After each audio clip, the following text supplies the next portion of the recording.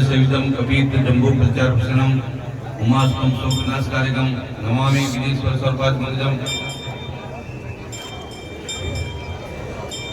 नवरात्र के अवसर पर माता जी का दर्शन करने का सौभाग्य प्राप्त हुआ। सभी संत यहाँ पर उपस्थित थे।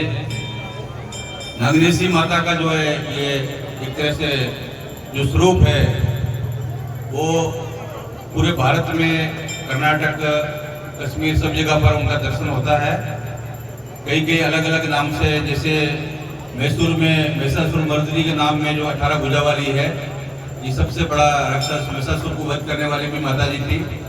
और चक्रेश्वती माता और नागनेशी माता सभी अलग अलग रूपों में उनका नाम जो है वो पूरा भारत में माता जी का तो चमत्कार है। विशेष रूप से यहाँ पर हमारे ये एक परंपराओं का निर्वाह करना, देखिए कि महाराजा गज सिंह जी के संरक्षण में विशेष रूप से ये पूरा मंदिर की व्यवस्था चल रही है। और उमेश सिंह जी आरावा जो है उनका बहुत अच्छी व्यवस्था, बहुत सुंदर व्यवस्था बना के और इतने सालों में बहुत अच्छा विकास किया है। हमारे सिमरजीत सिंह जी भी देखिए कि परंपराओं को निर्वाह करने वाले ट्रस्ट में ट्रस्टी भी है। और साथ में यहाँ पर बहुत लोग, सभी सबका सहयोग इसमें प्राप्त होता है।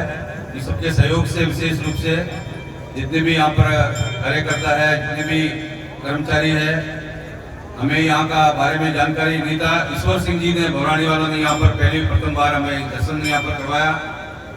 अवोर से हमारे माजी साहब भी यहाँ पर आए हैं। तो मेरा ये है कहने का कि जैसे हमारा नवरात्र के अवसर पर जो है कि प्रथमम शैलपुत्री, द्वितीयम ब्रह्मचारिणी, तृतीयम चंद्रघंटे की कुष्माणी, चतुर्थम इसके पद्म माता थी, षष्ठम कैत्यनी, सप्तम कालरात्रि। आज जो है कालरात्रि का दिवस है। और ये माता जी अलग अलग रूपों में, जैसे मान लीजिए कि महिषासुर को मारने के लिए उन्होंने जो है भैंस का रूप भी धारण किया, नाग का रूप भी धारण किया। कई रूपों में राक्षसों को वध करने के लिए वो कई रूपों में, कई स्वरूपों में माता जी जो हमेशा से, और भगवान शंकर के जो है एक तरह से माता जी जो है वो हमेशा से अर्धांगिनी के रूप में रहती है। और उनका माँ शक्ति का, माँ पार्वती के अलग अलग रूपों में उनका दर्शन होता है। और विशेष रूप से कलयुग में जैसे हनुमान जी है और माँ भगवती माता है, ये सभी के कष्टों को निवारण करने वाली है कि एवं चिंतितम तम तम प्राप्तम निश्चितम। ये जो है कवच में आया कि माता जी की जो भक्ति है, जो उनकी उपासना है, वो जैसे भी हम लोग करें वो पूरा रूप से, निश्चित रूप से ये सर्व मंगल मांगली शिवे सर्वर शादी की शरण्य क्रम की गौरी नारायणी नमस्तुते। तो सबका जो है सभी सर्वजनों का कल्याण करने वाली है वो माँ भगवती है। और इसमें नवरात्र के अवसर पर ओम एम हरिं कलीम चामुंडा विचे, जिसमें महाकाली, महासरस्वती, महालक्ष्मी तीनों देवियों का स्वरूप उसके अंदर में है। बीज मंत्र बोलते हैं। ये सभी लोगों को जाप करने से बहुत से प्रकारों का, जैसे मान लीजिए कि 3 वर्षों के बाद में भी बहुत बड़ा कोरोना भारत में था और ये भारत सरकार ने घोषणा किया कि 31 मार्च को जो है पूरा देश से, भारत से कोरोना समाप्त होने का घोषणा किया था। और 2 तारीख से हम लोग उपासना, माता शक्ति की उपासना पूरे साल में जो है करीब 4 नवरात्र आते हैं, 2 गुप्त रहते हैं, 2 प्रकट है।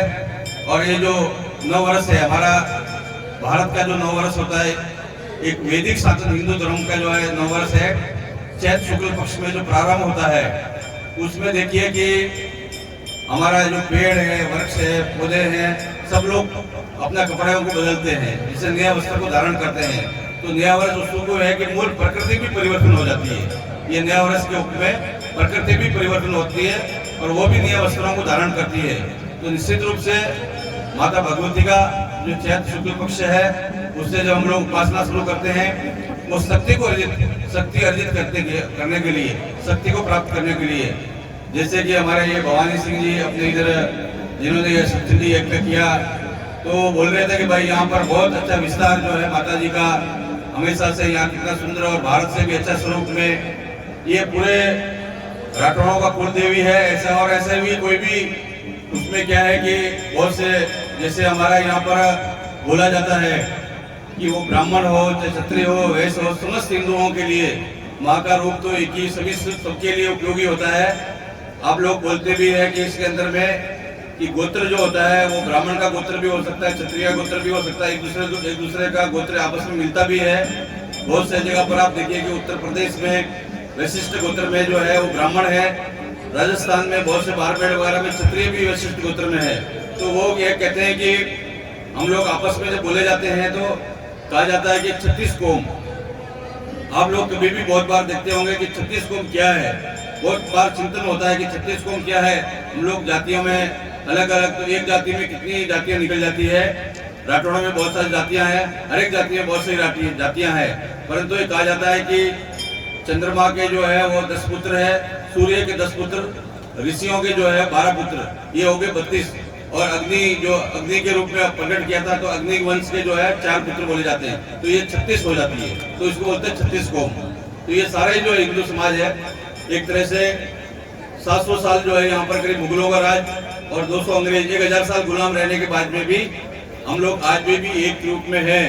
ये बीच में जितने भी जो कालखंड आया उसमें जो मुगलों का काल था तो उसमें बहुत से प्रकार की मतभेद डाल दिया, छुआछूत की जो परंपरा डाल दिया, वो कभी भी वैदिक शाक्त धर्म में ये नहीं था।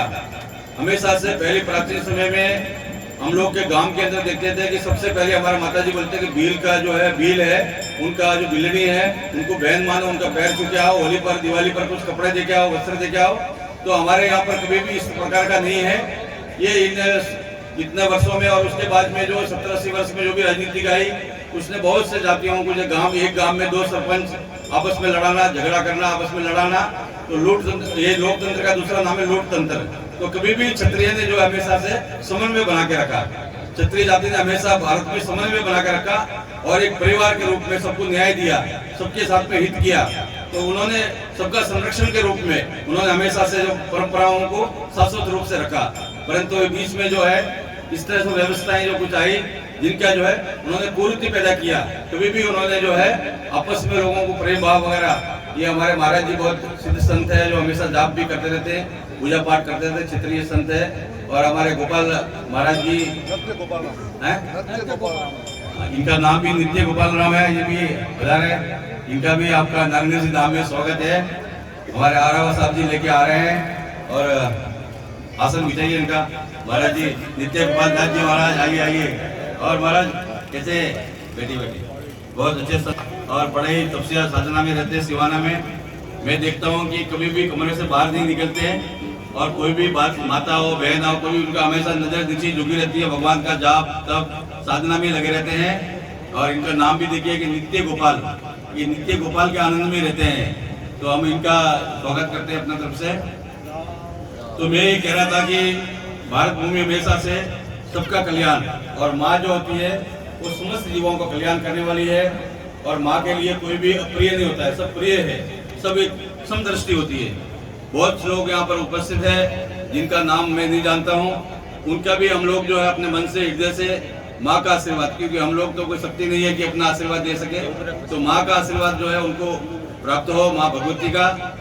ये माँ ऐसी है जो नागनेशी माता, जिसके अंदर में 9 दुर्गाओं का रूप भी है और 10 माँ विद्या, जिसको त्रिपुरा सुंदरी बोलते हैं। त्रिपुरा सुंदरी के तीनों देवताओं का भी वास इनके अंदर है, ब्रह्मा विष्णु महेश, तीनों शक्तियां जो है उनके अंदर तीनों शक्तियों का भी वास है। तीनों के रूप में वो देवी जो है वो विराजमान है। ये माता जी जो है नागनेशी माता, ये बहुत बड़ा शक्ति है। ये हफ्ते से हमेशा से आप लोग उपासना जो है माँ का करेंगे तो निश्चित रूप से आप क्या है कि हम लोग कल में माता को क्या दे सकते हैं, माँ से सब कुछ प्राप्त कर सकते हैं। तो माँ का आशीर्वाद सबको मिले, ऐसे शुभकामनाओं के साथ में अपनी वाणी विराम। हरिओम, जय हो, हर हर महादेव।